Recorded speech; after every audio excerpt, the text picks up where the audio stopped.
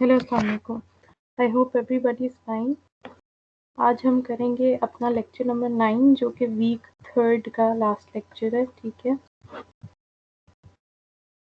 Lecture number 9 क्या है?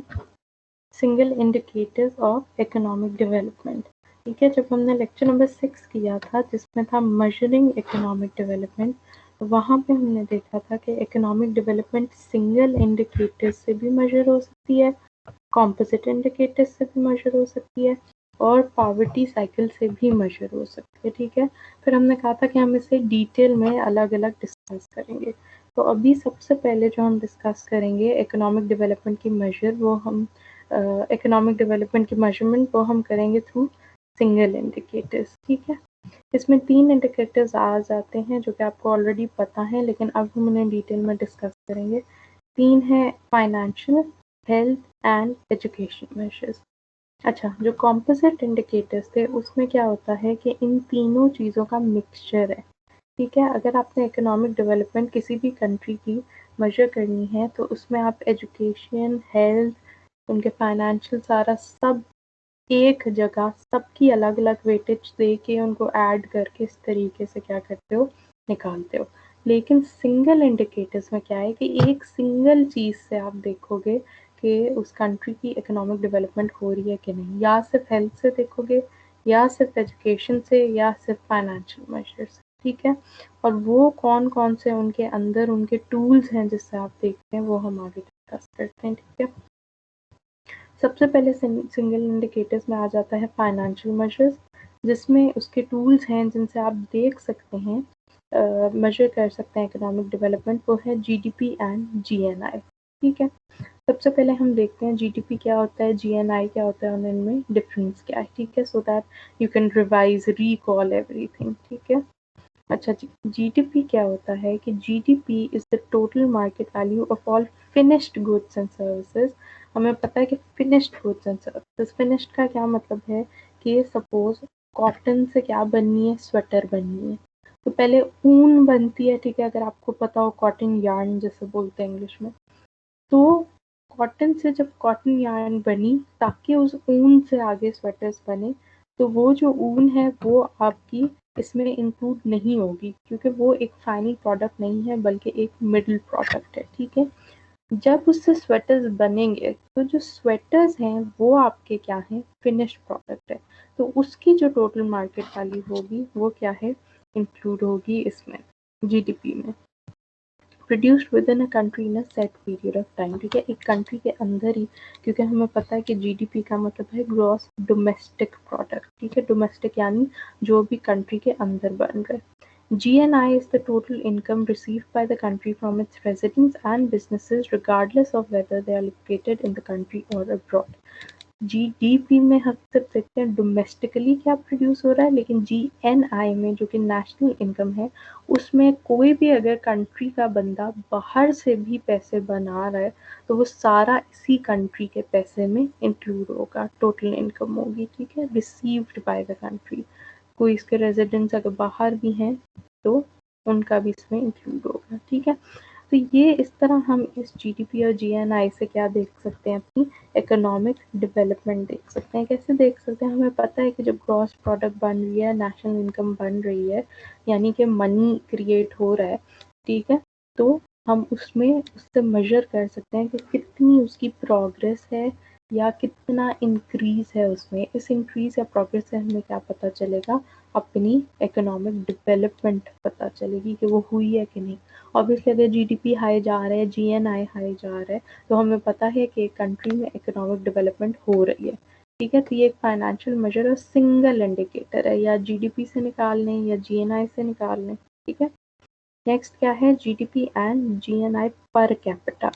Per capita का क्या मतलब है, जिस तरह जीडीपी पर कैपिटा का क्या मतलब है कि it shows a countries GDP divided by it's total population. यानी सपोज जीडीपी में आपको एक आम सा नंबर देती हूँ, सपोज आपको देती हूँ 100। ठीक है, 100 जीडीपी है कंट्री की और टोटल पॉपुलेशन उस कंट्री की 2 है, 2 लोग हैं, तो हम क्या करेंगे, 100 डिवाइडेड बाय 2, यानी कि जीडीपी पर कैपिटा या पर हेड कितनी बनेगी, 100 डिवाइडेड बाय 2 50 बनेगी। ठीक है, तो इस तरह पर कैपिटा यानी हर एक उससे आप निकाल के टोटल पॉपुलेशन से डिवाइड करके अपने जीडीपी या जीएनआई को क्या कर सकते हैं, मेजर कर सकते हैं कि अगर पर पर्सन या पर कैपिटा पर जो पॉपुलेशन है, टोटल पॉपुलेशन इतना इंक्रीज आ रहा है जीडीपी और जीएनआई में, या इतनी बन रही है, इतनी इम्प्रूवमेंट है, तो वो क्या है, आपकी इकोनॉमिक डेवलपमेंट, आप इससे मेजर कर सकते हैं। ठीक है जी, ये हो गए फाइनेंशियल मेजर्स। सेकंड क्या है, हेल्थ मेजर्स। थोड़ा सा मैं जूम कर देती हूँ। हेल्थ मेजर्स से भी अब देखो, पहले मैंने आपको बताया था, पहले भी हम डिस्कस कर चुके हैं, एजुकेशन, हेल्थ, इन सब चीज़ों से आप डेवलपमेंट एक कंट्री की देख सकते हैं। सब फैक्टर्स हैं एक डेवलपिंग कंट्री के या डेवलप कंट्री के। ठीक है, हेल्थ मेजर्स में क्या है, लाइफ एक्सपेक्टेंसी एट बर्थ। इसका मतलब क्या है कि लाइफ एक्सपेक्टेंसी, क्या आप लाइफ कितनी एक्सपेक्ट कर रहे हैं एट बर्थ। ठीक है, कि how long on average a newborn can expect to live. ठीक है, हम कितना ऑन एवरेज, कितनी देर तक जो एक न्यू बॉर्न है वो जिंदा रह सकता है। इसमें अब क्या लिंक, कैसे इकोनॉमिक डेवलपमेंट कैसे पता चल रही है, देखो इसका हमने लिंक कैसे निकाला कि अगर वो ज़्यादा देर तक ज़िंदा रह रहा है, इसका मतलब है कि पॉवर्टी इतनी नहीं। ठीक है, ये भी तो एक सिनेरियो हो सकता है ना, कि इतना गुर्बत नहीं है कि उसको जो न्यू बॉर्न है या जो मदर है उनको प्रॉपर फूड शूड मिला और सारा कुछ सब कुछ जो जो रिक्वायरमेंट्स है वो पूरी हुई, तो लो पॉवर्टी है। इससे हमें पता चल सकता है कि इकोनॉमिक डेवलपमेंट है एक कंट्री में। ठीक है, अगर वो ज़िंदा रहा है, ऑब्वियसली हेल्थ केयर, जिससे हमने देखा ट्रीटमेंट वगैरह सही मिली होगी। ठीक है, तो हेल्थ की प्रॉपर फैसिलिटीज़ मिली होंगी, इससे भी हमें पता चल सकता है कि इकोनॉमिक डेवलपमेंट हो रही है। ठीक है, उसके बाद क्या है, एजुकेशन। एजुकेशन किस तरह, या तो एजुकेशन मतलब लोग एजुकेटेड हैं कि क्या क्या फूड लेना है, जब बच्चा पैदा होता है उसके लिए या होने वाला होता है तो उसके लिए क्या क्या रिक्वायरमेंट्स हैं, क्या न्यूट्रिशंस चाहिए, इसके बारे में एजुकेटेड हैं लोग, या क्या क्या केयर चाहिए इसकी एजुकेशन है उन्हें। ठीक है, उनको पता है, नॉलेज है इसके बारे में। तो इस सारी चीज़ से लिंक्ड है लाइफ एक्सपेक्टेंसी एट बर्थ। ठीक है, तो इस सारी चीज़ से हमें क्या पता चलता है कि एक कंट्री में इकोनॉमिक डेवलपमेंट हो रही है कि नहीं हो रही। तो ये सिंगल इंडिकेटर्स हैं, आप सिर्फ लाइफ एक्सपेक्टेंसी एट बर्थ से देख रहे हो कि डेवलपमेंट हो रही है कि नहीं हो रही। ठीक है, अगला हेल्थ मेजर्स में क्या आता है, इन्फेंट मोर्टेलिटी रेट। इसका क्या मतलब है, number of infant deaths for every 1000 live births. ठीक है, कि 1000 जो भी लाइव बर्थ्स होती हैं उसमें कितने नंबर जो बच्चे हैं उनकी डेथ हो जाती है। ठीक है, मोर्टेलिटी रेट कितना है, इससे भी हमें पता चल सकता है कि इकोनॉमिक डेवलपमेंट हो रही है कि नहीं हो रही।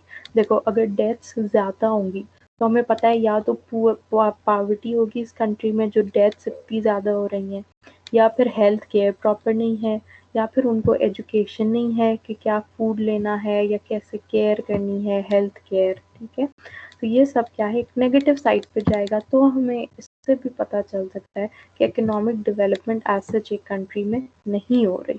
ठीक है जी, अच्छा, उसके बाद हमारा जो अगला क्या है, थर्ड एजुकेशन मेजर्स।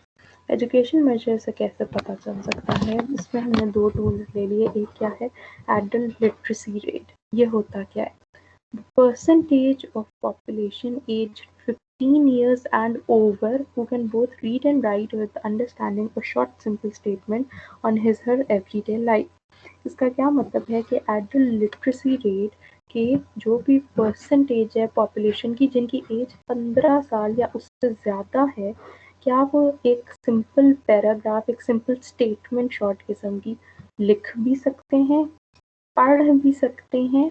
ठीक है, क्योंकि कुछ लोग लिख लेते हैं थोड़ा बहुत लेकिन हर चीज़ वो रीड नहीं कर सकते, या कुछ लोग पढ़ लेते हैं लेकिन उनको लिखना नहीं आता। तो इसमें क्या इंक्लूड होता है कि जो भी एक शॉर्ट सिंपल स्टेटमेंट को पढ़ भी सके, लिख भी सके और अंडरस्टैंड भी कर सके। ठीक है, 15 साल या उससे बड़ी एज का बंदा, तो वो किस चीज़ में आएगा, वो लिटरेट होगा। तो एडल्ट लिटरेसी रेट से भी आप देख सकते हो कि आपकी इकोनॉमिक डेवलपमेंट है कि नहीं, क्योंकि ऑब्वियसली इससे पता चलता है कि एजुकेशन कितनी है, और एजुकेशन से तो डेफिनेटली डेवलपमेंट का पता चलता है, ठीक है, जैसे कि हम पिछले लेक्चर्स में डिस्कस कर चुके हैं। फिर जी लास्ट क्या आ जाता है, net enrolment ratio in primary education. देखो नेट एनरोलमेंट का क्या मतलब है कि प्राइमरी एजुकेशन के लिए हो सकता है एक कंट्री की पॉपुलेशन सपोज 100 बच्चे, ठीक है, 100 के 100 जो पॉपुलेशन है वो 100 के 100 बच्चे ही हैं, यानी कि वो इस एज के हैं कि उन्होंने प्राइमरी एजुकेशन लेनी है, ठीक है, सपोज कर लेते हैं। अब प्राइमरी एजुकेशन के लिए एज तो सब बच्चों की है जिन्हें इस टाइम प्राइमरी एजुकेशन लेनी चाहिए, लेकिन उनमें हम नेट इनरोलमेंट निकालेंगे, यानी कि अगर 100 बच्चा ऐसा है तो उसमें से एक्चुअली जा कितना रहा है, कितने बच्चे प्राइमरी एजुकेशन ले रहे हैं, ठीक है।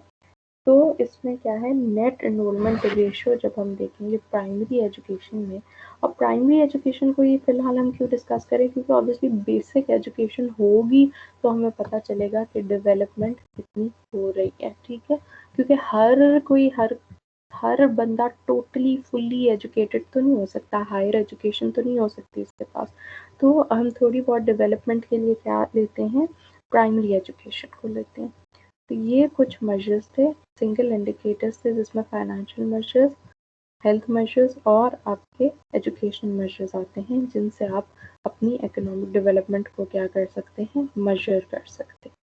ठीक है जी, तो इस लेक्चर को यहाँ एंड करते हैं, फिर नेक्स्ट टाइम जो नेक्स्ट वीक होगा उसमें हम फिर कॉम्पोजिट इंडिकेटर्स देखेंगे, जो कि इन सिंगल इंडिकेटर्स को मिला के बनेंगे, और उस एक इंडिकेटर से हम फर्दर क्या देखेंगे, अपनी इकोनॉमिक डेवलपमेंट। ठीक है जी, थैंक यू सो मच, चलो फिर।